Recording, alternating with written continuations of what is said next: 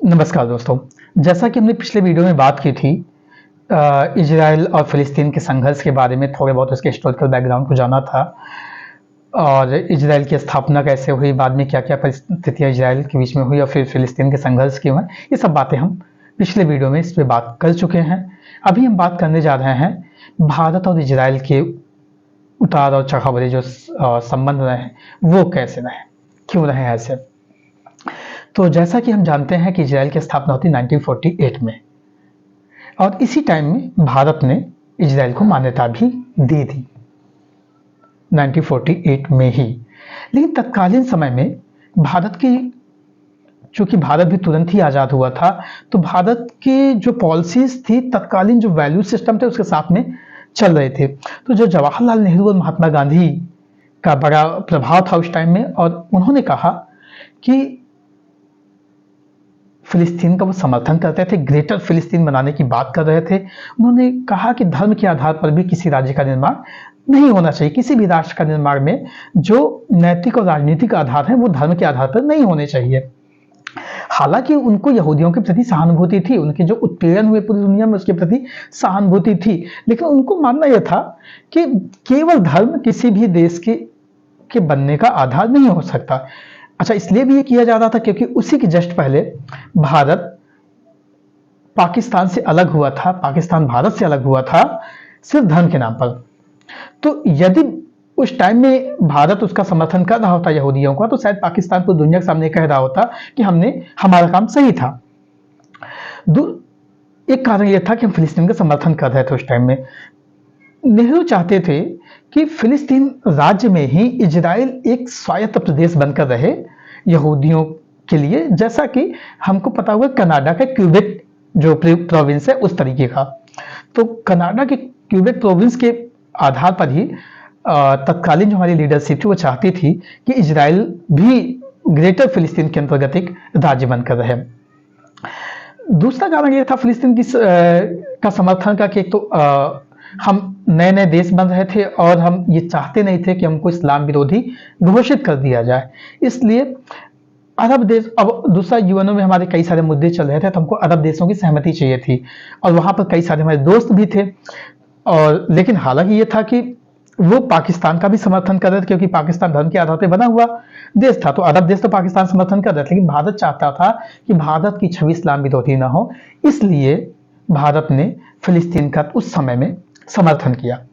दूसरा ये था कि इजराइल चूंकि ब्रिटेन और अमेरिका इन सबके सहयोग से स्थापित हो रहा था, तो भारत चूंकि गुटनिरपेक्ष के आंदोलन का नेतृत्व करता था, तो वो चाहता था कि वो किसी गुट में फंसे ना।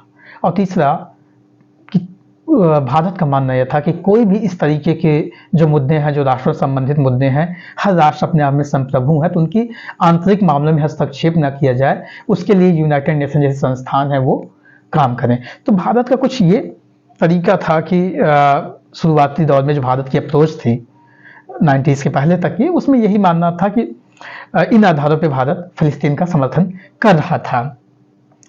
और जब फिलिस्तीन का विभाजन हुआ था तो भारत ने यूएन में फिलिस्तीन के अगेंस्ट में इजराइल के अगेंस्ट में वोट भी किया था। और जैसा कि पता है कि 1950 में ही भारत ने इजराइल को मान्यता दे दी थी, लेकिन भारत ने भी इजराइल को मान्यता तब दी जब उस समय टर्की और ईरान ने इजराइल को मान्यता दे दी थी। भारत ये नहीं चाहता था कि भारत की छवि को इस्लाम विरोधी घोषित कर दिया जाए। हालांकि जब 50 में भारत ने मान्यता दी तो 1953 में मुंबई में उनका हाई कमिश्नर या काउंसुलेट खोला गया भारत में, लेकिन कोई भी कूटनीतिक संबंध दिल्ली के साथ में स्थापित नहीं किए गए। लेट 1960s में और अर्ली 17 में जब फिलिस्तीनियन लिबरेशन ऑर्गेनाइजेशन बना, जिसके नेता यासिर अराफात थे, उनको भारत ने फिलिस्तीन का नेता मान लेता है और वो कहता है जनवरी 1975 में कि जो पीएलओ है वो ही एकमात्र विधिक, legal, sole and legitimate representative है फिलिस्तीन की। और इसकी मान्यता के बाद ही नई दिल्ली में एक कार्यालय की स्थापना की जाती है फिलिस्तीन के लिए पीएलओ के नेतृत्व में। और जैसा कि हम जानते हैं कि भारत आखिरी गैर मुस्लिम देश था जो इजराइल को मान्यता प्रदान किया इजराइल को मान्यता प्रदान की थी, और वहीं पर पीएलओ को मान्यता देने में पहला नॉन अरब कंट्रीज था। 80 के बाद में भी जब 80 में जब इंदिरा गांधी बड़ी जीत के साथ वापस आती हैं तो वो फिर फिलिस्तीन का संघर्ष का समर्थन करती हैं। अराफात की उस टाइम में भारत की कई यात्राएं होती हैं। 1983 में भारत में नेम का सम्मेलन होता है। उस सम्मेलन में एक मजबूत समर्थन पत्र जारी किया जाता है फिलिस्तीन के लिए। 1984 में पीएम भारत की इंदिरा गांधी जब ट्यूनीशिया के दौरे लीबिया की यात्रा कर रही होती हैं, लीबिया की यात्रा के दौरान में ही तब यासिर अराफात ट्यूनीशिया में रह रहे होते हैं, तो वहां पर जाकर उनसे स्पेशली मिलकर आती हैं। तो ये सब चीजें 90s के पहले चल रही होती हैं। लेकिन 90s के आसपास में जब इराक द्वारा कुवैत पर हमला किया जाता है, जब खाड़ी युद्ध होता है, उस टाइम में पीएलओ इराक का समर्थन कर देता है और यहीं पर पीएलओ की पॉलिटिकल क्रेडिबिलिटी खराब हो जाती है। जैसा कि हमने पहली बात की थी कि इसी दौर में यूएसएसआर का विघटन हो रहा होता है, शीत युद्ध की समाप्ति हो रही होती है और नेम भी लगभग कमजोर हो चुका होता है। तो इस अवस्था में जब अरब बटा हुआ है, यूएसएसआर खत्म हुआ है, कोल्ड वॉर खत्म हुआ है, नेम कमजोर हो रहा है, भारत ने 1992 में पूर्ण कूटनीतिक संबंध इजराइल के साथ में स्थापित करता है। जैसे ही चीन ने इजराइल को मान्यता दी, इजराइल के साथ संबंध स्थापित किए, उसके तुरंत बाद ही भारत ने इजराइल के साथ संबंध स्थापित किए और 1992 की जनवरी में फिलिस्तीन के राष्ट्रपति भारत आते हैं। हालांकि हमने बताया था कि उसी टाइम में ओस्लो एकार्ड के टाइम में ही यासिर अराफात ने भी इजराइल को मान्यता प्रदान कर दी थी। तो जब वो यहाँ पर आते हैं तो वो भारत के प्रधानमंत्री, तत्कालीन प्रधानमंत्री नरसिम्हा राव ये बोलते हैं कि भारत इजराइल के बेहतर संबंध जो होंगे वो फिलिस्तीन के लिए बेहतर साबित होंगे। और इसी टाइम में एक दिल्ली में एक प्रेस कॉन्फ्रेंस यासिर अराफात के द्वारा की जाती है और वो कहते हैं कि भारत एक संप्रभु देश है और भारत के आंतरिक मामलों में हमारा कोई हस्तक्षेप नहीं है। जो भी भारत अपना निर्णय लेगा वो उसका खुद का निर्णय होगा, हम उसकी भारत की प्राथमिकताओं का सम्मान करते हैं। तो इस तरीके कुछ चढ़ते उतरते संबंध थे। 99 का कारगिल युद्ध होता है और उस कारगिल युद्ध में भारतीय वायुसेनाओं को हालांकि एक चीज हम और भी देख रहे होंगे कि भले हम फिलिस्तीन का समर्थन कर रहे थे, लेकिन जितने भी हमारे संबंध थे, जब जब भी हमको संकट का दौर आया, चाहे वो 62 रहा हो या 65, 66 रहा हो या 71 रहा हो, जब भी हमको जरूरत पड़ी तो इजराइल उन प्रथम देशों में से था जो भारत की मदद करने के लिए तैयार था और वो भारत की मदद करता भी था। जब इंडिया चाइना वार थे, अरब देश न्यूट्रल थे, इजराइल हमारे साथ खड़ा था। 65-71 के बाद में इजराइल हमारे साथ खड़ा था, जबकि अरब के देशों ने पाकिस्तान का समर्थन किया था इस्लामिक आइडेंटिटी के आधार पर ना।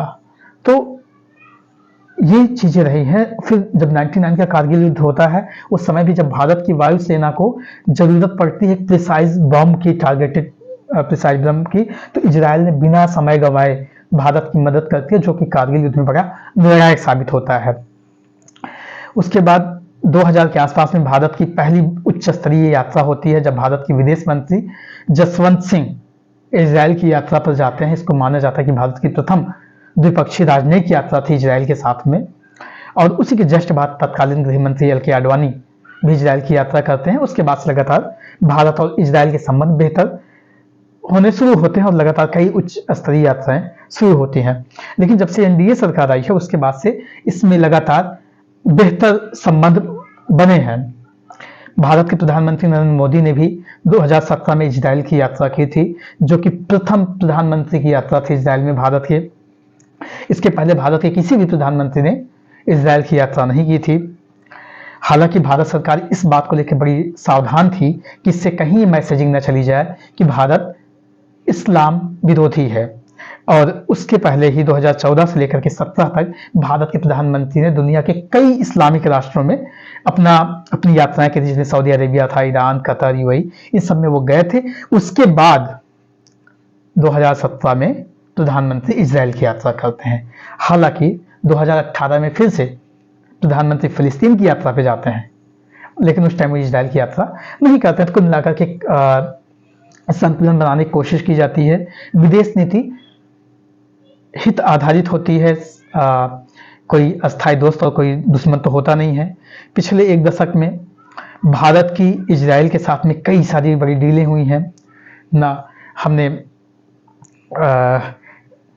कई सारे स्ट्रैटेजिक पार्टनरशिप की हैं, जिसमें सुरक्षा संबंध है, रक्षा और कनेक्टिविटी से रिलेटेड संबंध है। साथ ही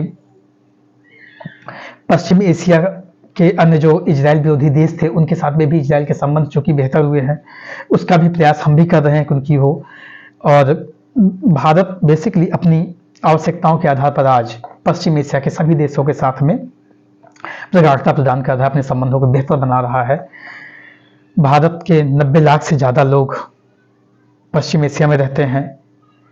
यूरोप के साथ हमने जो अभी G20 में कनेक्टिविटी की बात की थी, जिसमें इजराइल हमारा समर्थन कर रहा था, तो जो BRI का शायद काउंटर होता, उसके लिए भी हम अपनी कदम बढ़ा रहे हैं।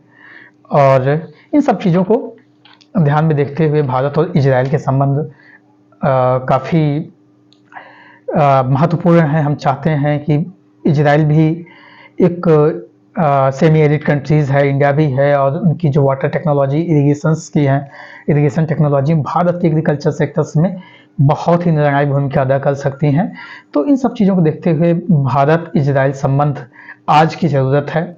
हम चाहते हैं कि उस देश में और उस पूरे क्षेत्र में शांति हो, लेकिन जिस तरीके के अटैक्स अभी हो रहे हैं वो वाकई में काफ़ी चिंताजनक है।